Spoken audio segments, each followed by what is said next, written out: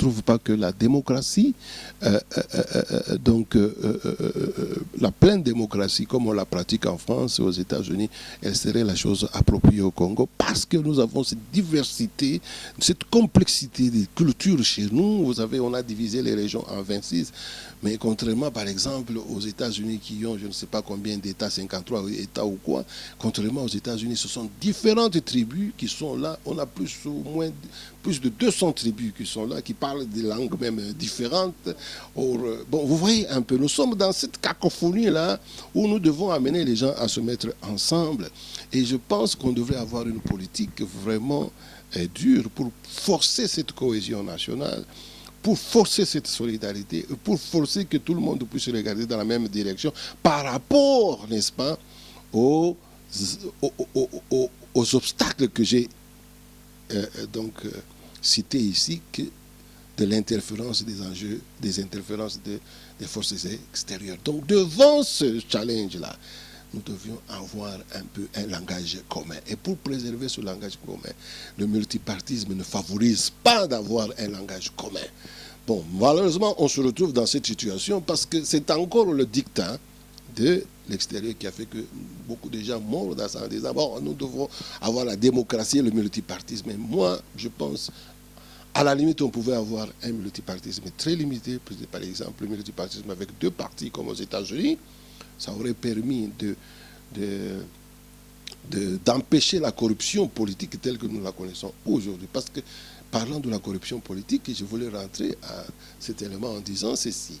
Vous voyez que, regardez comment les politiciens congolais sont. C'est-à-dire, leur intérêt, ce n'est pas le bien-être du Congo, du Congolais, l'avancement de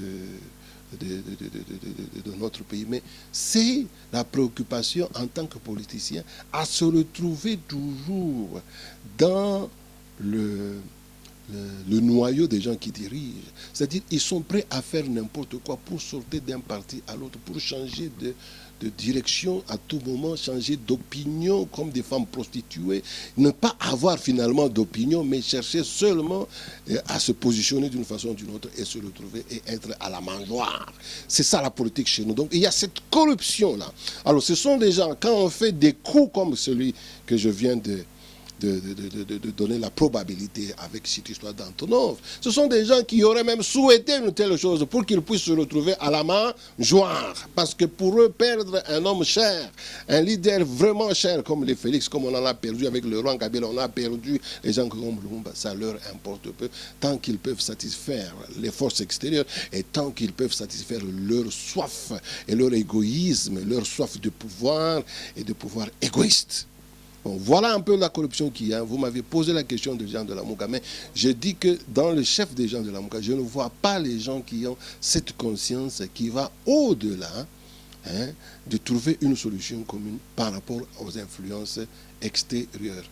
Malheureusement, je peux même dire que le cas est contraire, c'est que ces gens sont même les partenaires de ces mêmes forces extérieures. C'est ça même le problème que nous avons. Je n'aurais pas eu tellement de problèmes avec la Mouka si c'était vraiment des gens indépendants. Mais j'ai l'impression qu'ils sont en train de suivre les dictats des forces extérieures. Donc des coups, comme on en a connu avec le départ de Laurent Kabila, comme on en a connu la tentative avec les Félix ici, avec l'histoire d'Antonov, ça leur aurait profité. Donc ils seraient contents d'une telle chose. Et moi, des politiciens qui n'ont pas ce degré de conscience, ils ne sont pas pour moi le politicien idéal. Merci beaucoup, Eric Zongo-Spénier, ministre des Affaires étrangères, garde-corps honorable Maki, docteur, de votre élection. Bon, ça rentre toujours dans le cadre des gens qui veulent se retrouver autour du pouvoir, parce que les politiciens congolais, ce qui leur importe, c'est être dans le privilège de ce de pouvoir et pour être permis à faire n'importe quoi. Vous savez, il n'y a pas que seulement ce cas. Vous savez que les ministres, des fois, ils se comportent comme ils veulent. Et ils vont même contre la volonté du gouvernement et du président, parce que quelque part, vous savez, même cette histoire de Kabila, les gens sont en train de dire qu'il peut rentrer encore postuler comme président. Vous avez omis de mentionner qu'ils ont même fait des déclarations aussi graves en disant que bon, Chada et Kabila serait même le propriétaire du Congo. Tout ça pourquoi? Parce que Kabila c'est la mangeoire, c'est-à-dire c'est la mangeoire qui est en train de faire manger tous ces gens. Il s'est approprié toutes les ressources du pays. Et vous savez, ce qui est derrière Kabila, c'est quoi? Ce qui est derrière Kabila, ce sont des forces extérieures qui utilisent le Rwanda. Moi, je crois que la base arrière de Kabila, c'est le Rwanda. Qu'on se le dise. Alors, cette base arrière, ce n'est pas pour aider les Congolais à se mettre, donc le Congo à se mettre sur le pied. Et on constate que vraiment cette fragilité de notre armée, cette fragilité même de notre économie, ça a été maintenu, ça a été entretenu. Donc, essayez un peu d'imaginer Yannick Wenge.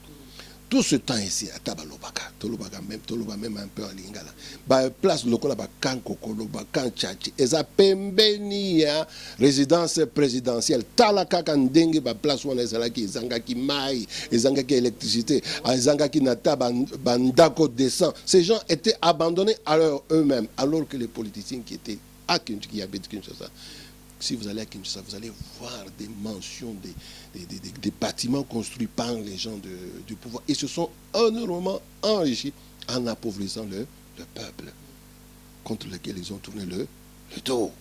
Et des gens qui sont censés protéger et défendre le pays, ils ont abandonné à leur propre sort. Donc, vous voyez une attitude comme celui du ministre qui a tué donc le pauvre médecin là-bas. C'est la caractéristique d'un tel régime où les gens ont été vraiment donc entretenus avec toute grande impunité, comme l'histoire de Mokia et de Ngoï Kassanji. Donc ils pouvaient arracher même les parcelles à d'autres gens, et tout cela protégé par le chef d'équipe. Vous voyez, donc il y a eu de tels cas d'abus, parce que l'important c'était d'entretenir certaines cliques des gens qui pouvaient protéger l'agenda extérieur des pays comme le Rwanda, qui ne font que s'enrichir du pays, parce que du Congo, en pillant et en se détournant totalement du peuple congolais, et de ne pas prêter attention au sort malheureux du peuple congolais. Nous avons la chance avec Fachi qui vient, parce que je vois que Fachi joue un jeu où il ne veut pas être tellement en conflit, et avec les Rwandais, et avec les forces extérieures, et avec les autres politiciens congolais, mais il veut trouver, justement, ce que je disais, une stratégie, une formule pour pouvoir, n'est-ce pas, gagner le bien-être du peuple congolais, malgré cet espace antagoniste et cet espace difficile. Et c'est là où moi je suis d'accord vraiment avec Fachi, et j'interpelle le peuple congolais d'entrer dans cette dimension de conscience que nous prêchons avec le mouvement Congo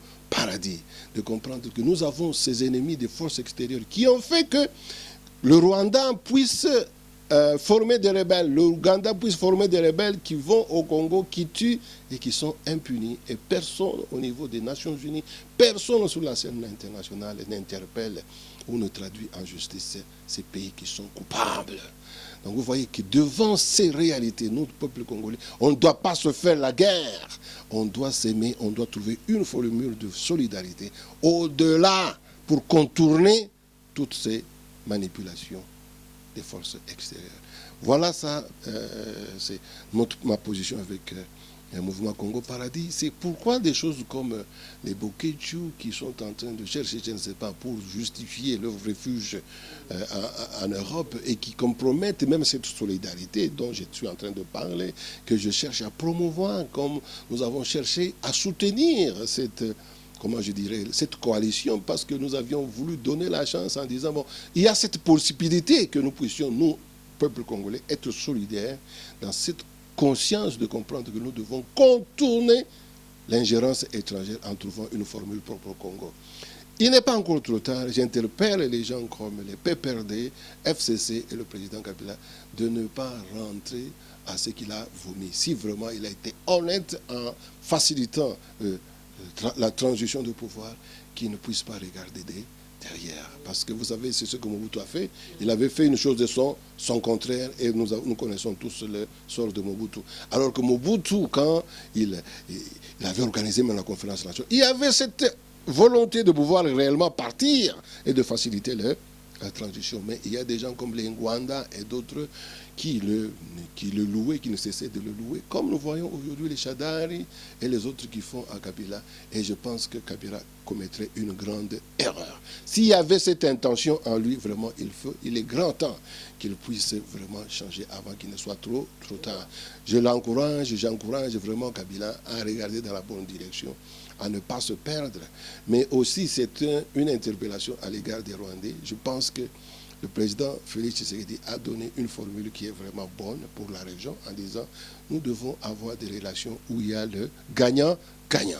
Les Rwandais peuvent gagner en tant que des voisins proches parce que nous sommes obligés de vivre avec elles pour toujours. Donc, au lieu de servir d'instrument pour venir créer le chaos au Congo, pour en profiter avec les autres, mais ces gens peuvent, n'est-ce pas, être des sources de stabilité dans cette région où nous tous nous allons gagner.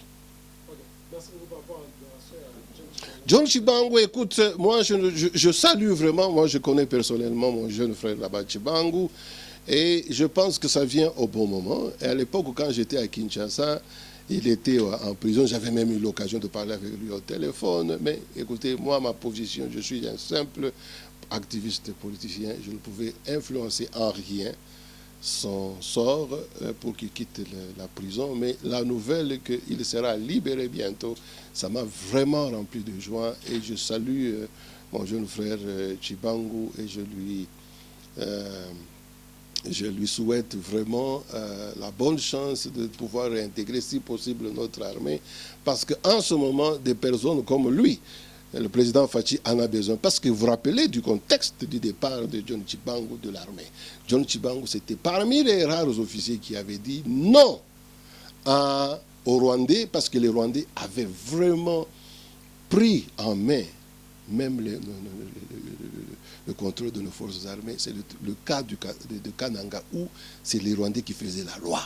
Et John Chibangu, c'est parmi des gens qui s'étaient vraiment indignés, qui étaient mécontents et qui avaient quitté l'armée pour protester contre la présence et l'influence des Rwandais. Et je pense qu'en ce moment, John Chibangu représente cette conscience des Congolais qui disent non, nous devons d'abord, nous Congolais, être forts et contrôler notre armée.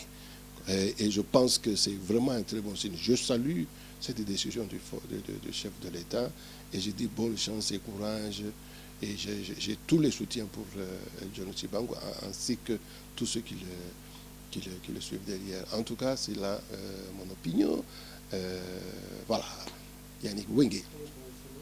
Donc, pour finir, je disais que nous avons vraiment la chance ici, en tant que peuple congolais, de changer l'histoire, parce que ça sera un grand exemple en Afrique. Et Kabila aurait joué un bon rôle si cette histoire aurait gagné. Donc, si y a réussite de cette démarche politique, où il y a une transition démocratique pacifique. Mais alors que Kabila fasse attention, et lui et les Rwandais qui ont eu la chance d'avoir accès aux richesses du pays, qui a moyen de faire mieux en ne cherchant pas à préjudicer le peuple congolais, mais en voyant l'intérêt de tous les peuples dans la région et des Congolais, parce qu'ils sont eux les propriétaires de ce pays là-bas. Ils ne doivent pas souffrir à cause de leur richesse.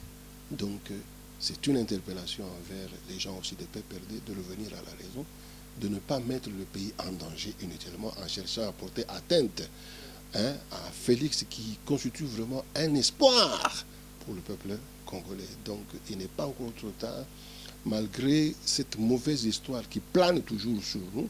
C'est-à-dire les gens peuvent rentrer encore aux mauvaises choses comme en 60, où les Kassavubu, les Mobutu, c'était vraiment la mésentente, où Kabila et nos leaders comme les Lumumba, Tchombe avaient fini par trouver la mort. Nous devons mettre fin à cette histoire. Donc c'est une interpellation aux gens de FCC et de Cash de sauver cette coalition et de garder le cap pour que le président Félix puisse réussir ses 5 ans de premier mandat. S'il peut en avoir encore le deuxième mandat, parce que la Constitution le lui permet, qu'il en soit ainsi, parce qu'il répond vraiment aux aspirations du peuple congolais. Voilà un peu ma lecture des choses, Yannick Wenge. Merci beaucoup, président. Je vous en prie.